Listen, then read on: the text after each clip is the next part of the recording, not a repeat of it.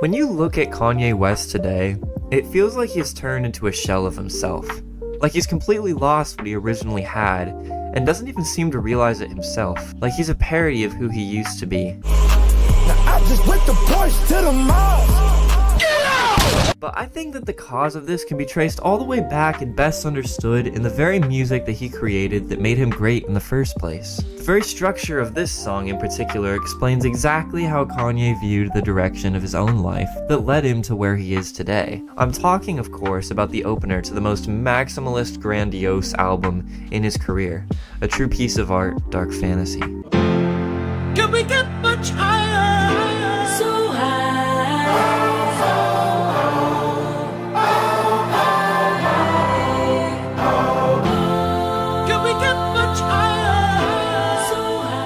This song embodies so much of who Kanye West is, and it comes in a very interesting time in his career because you see him coming off the huge successes of his first couple of albums and being thrown to the top of the industry, going from some random producer to one of the biggest artists out there in his own right. And I think that a lot of what drove him to what he set out to do can clearly be seen and realized in his first album, The College Dropout, which we'll get to in a moment. But here, you have him going to try to recreate that magic again, and grappling, I think, perhaps with a bit of fear, that the success he once had can't fully be recreated. That if he continues on and doing what he's doing, he's going to run out of originality or meaningful steps forward. And that's just the first layer to the repeating refrain on this song. See, he had reached such highs in his career already, and even though it had only been a handful of years so far since he found success for the first time, he was already asking the question, is there a higher point that I can reach that I haven't already touched? And I think that thought both is a fear of his and something he's proud of at the same time. And that paradox is kind of the crux of this song and what he's exploring here. But that's only one layer. There's a darker tone here which is hinted at in the very beginning of the song. You might think you've peeped the scene. You haven't. The real one's far too mean. The watered down one, the one you know, was made up centuries ago. They made it sound all whack and corny. Yes, it's awful, blasted, boring, twisted fiction, sick addiction. Will gather round children, separate lesson. It's as if he's saying, you might have this picture of who I am that looks glossy on the outside, but you don't know what's really going on here. And then invites us into his mind, like, come and see. By the way, in preparing this video, I decided not even to bother trying to separate Kanye's personal life from the art of this song, because Kanye's art is so personal, so entangled with who he really is. It's not like a carefully crafted character and persona like The Weeknd or other artists. No, I think this is really who he is. But now we jump into the first verse of this song, which adds a lot of layers to the paradox he's crafting. First, a call to braggadocious materialism. Yeah, I fantasize about this back in Chicago. Mercy, mercy me, that mercy I go. That's me the first year that I blow. How you say broke in Spanish, me no I blow. Me drown sorrow in that Diablo. Me found bravery in my bravado. DJs need to listen to the models. You ain't got no fucking Yeezy and Serato. You ain't got no Yeezy, nigga? Stupid, but what the hell? Saw the devil in the Chrysler LeBaron. See, of course, through all of his wealth and fame at this point, Kanye could pretty much get whatever he wanted, and he plays on the tropes of the rap genre of flexing his cars and his money here. Now, casual listeners and people who don't like or understand rap music might say, oh, here we go again, another rapper bragging about money and sex and drugs. But of course, you and I can see beneath these surface level dismissals, as we know that there's depth and true art here, that he's dealing with these themes with a deeper purpose in mind. And that goes back to the refrain, can we get much higher? Is there anything bigger than this? Is there any reason for being on top of this mountain if there's no higher to go? What's the point of being able to afford anything that you want if there's no longer anything to strive for? Or that's out of reach that you can put work and energy and passion into attaining? It's an age-old question, and fortunately you and I know the answer, because materialism is, of course, kind of an outdated way of thinking in my mind. The old philosophy so many of us were raised on of just chasing after a bigger house or a shinier car or whatever, but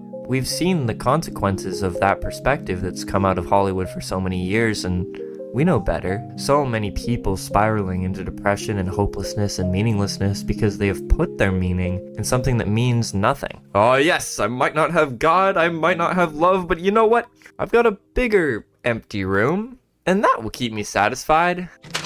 And this is the first of several character flaws that Kanye openly admits to, is able to see is empty and causing him to erode, but then in this beautifully dark paradox, decides to brag about it anyways. And you see the same admission and pattern in the sexual themes on this song. You hear him bragging about the sexual indulgences that he finds in his Hollywood lifestyle. And my chick in that new Phoebe Philo. So much head I woke up in Sleepy Hollow. Look like a fat booty Celine Dion. Sex is on fire, I'm the king of Leona Lewis. Get it? Like Sleepy Hollow, cause like the headless horseman. You know what you see? But once again, you see also a darker take on it behind the scenes. Because again, if you look at it on the surface level, it seems like it's just playing again on the stereotypes of the rap genre of flexing money and cars and women and drugs and whatever. But on a deeper level, it seems like he's admitting that the fantasies that he enjoys and indulges in are also causing him to erode morally and in character, as he once again struggles with the question, can we get much higher? And you see this again in the final vice of drugs and alcohol. The plan was to drink it till the pain over. But what's worse, the pain or the hangover? But yet, with all this darkness, it's a celebration. We see him look back on the reason he got into this in the first place. To empower people, to feel like they can do whatever they want and not be part of the system. Beyond the truest. Hey teacher, tell me how do you respond to students and refresh the page and restart the memory, respark the soul and rebuild the energy. We stop the ignorance, we kill the enemy. Sorry for the night, demons are still visiting me. These lines seem to be harkening back to the college dropout, where Kanye dismantles the school system and explains why he dropped out of college and went on to start his musical career in the first place. And so you see him saying that he had already fulfilled what he wanted to do with his career, in a sense, and now he's just pushing on for a higher high. And all of these questions in his mind about his career and his purpose and his own lost sense of morality spiraled together in this paradox of both fear and pride, as if this is the only way he can be. And the darkest part about all of this is that he's entirely self-aware of what's going on. And then in the final moments of this song, when the refrain finally dies down and it sounds like a perfect musical close to a beautiful, thoughtful opening track, he repeats the lines again.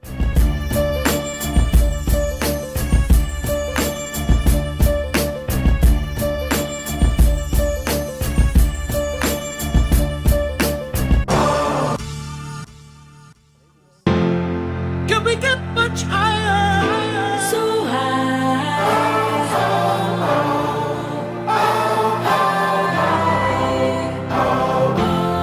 Can we get much higher? So high. Now, the first time I heard this song, I was very confused by that section. Why do we go back here? Wasn't it so obvious that it should just end right there and move on to the next song? And that's what opened my eyes to what Kanye was trying to tell us all along. The very structure of this song is echoing the feeling that he's already created something great, and fears that by continuing on, it's just a repeating section of a song that was already over. That there is no higher place to go, that even though he's built something grand and helped so many people feel empowered and creating a huge successful career, he can't change himself inwardly. He still faces the same demons and doesn't even want to get rid of them.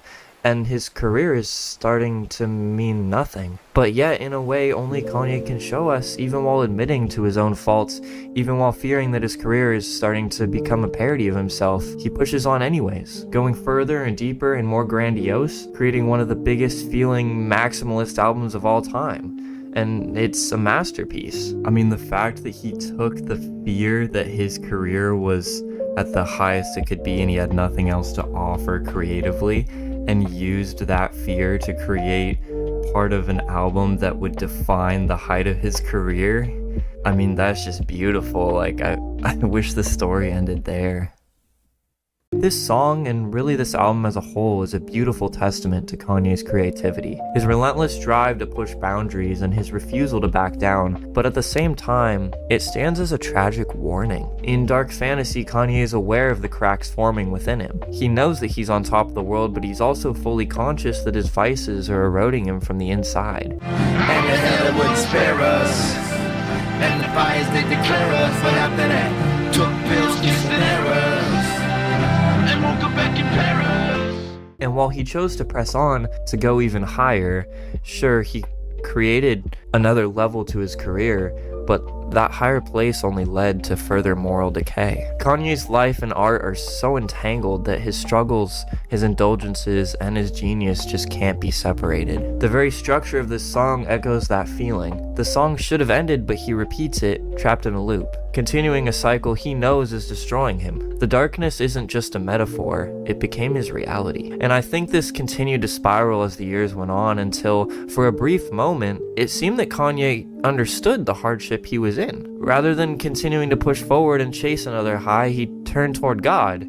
seeking redemption. But now, in 2024, it seems like he's lost sight of that, as if he believes that it's too late for him, or God can't help him, or he doesn't need God at all. What we're left with right now is a shell of the genius who created such powerful and meaningful art, a man who allowed his contradictions to destroy him. On a personal level, I wish he had realized that he didn't have to live in that paradox, that he could separate his career from the vices that eroded at him. But even if Kanye couldn't see the way out, we can. This song, separated from the man who made it, is a beautiful tragedy, a triumphant caution about how high you can go and how little it can really mean if you lose yourself in the process. As an artist myself, I find this both inspiring and sobering. There's nothing wrong with success, fame, or telling a grand, meaningful story. Those things are incredible in their own right. But without a purpose beyond yourself, without something deeper to anchor you, those highs can become empty. Kanye's story is a reminder that even the highest peaks can feel hollow if you're grasping for something that isn't real. This is something I constantly try to remind myself of as I tell my own stories, be that through music or writing or my ultimate goal of continuing my game dev career and making games that tell stories with this level of depth, which I'm continuing to explore on this channel. But at the same time, I can't help but feel the need to say that if you see yourself in the dark picture this song presents, and we all do if we're honest, you don't have to submit to the things that destroy you. Kanye may have decided to let the paradox live on, but you don't have to. It's never too late to turn to something greater. It's never too late to turn to God.